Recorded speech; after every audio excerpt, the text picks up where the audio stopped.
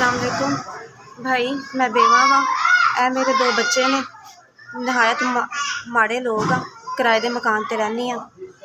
एक कमरा मेरा उत्ते किराए के मकान का हैगा वे, ते आओ मैं तुहानूं दिखानी भाई। ए देख लो, ए मेरा कमरा जे एक इत्थे चार कमरे ने कार, चार कमरे ने अलग अलग सबनों कमरे मिले हुए ने। ए एक कमरा मेरा 3500 रुपया मेरा किराया वे। तो भाई मैं किसी के घर काम करनी हाँ बर्तन सफाई का, उत्थों मैनू 5000 रुपया महीना मिलता है, जिंदे मेरे जरा ना किराया बिल बच्चों के अखराजात वेखना बहुत ही मुश्किल हो रहा।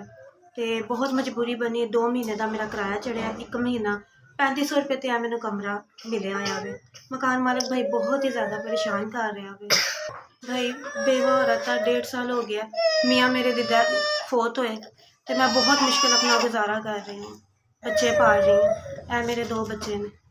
बहुत बहुत मेहरबानी होगी अगर मेरी कोई भी मदद कर दी जाए। मेरे तो अलावा मतलब कि कमान वाला कोई भी नहीं है। तो मेरे 2 छोटे छोटे बच्चे ने, तो बहुत मुश्किल से। SBS तुहाडा बहुत शुक्रिया, तुसी मेरी बेवा का एहसास किया वे।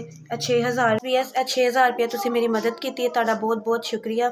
तुसी मेरी बेवा का एहसास किया वे, मेरी बहुत बड़ी मुश्किल हल की है। अल्लाह पाक तुहानूं सेहत देवे, जिंदगी देवे, तंदुरुस्ती देवे।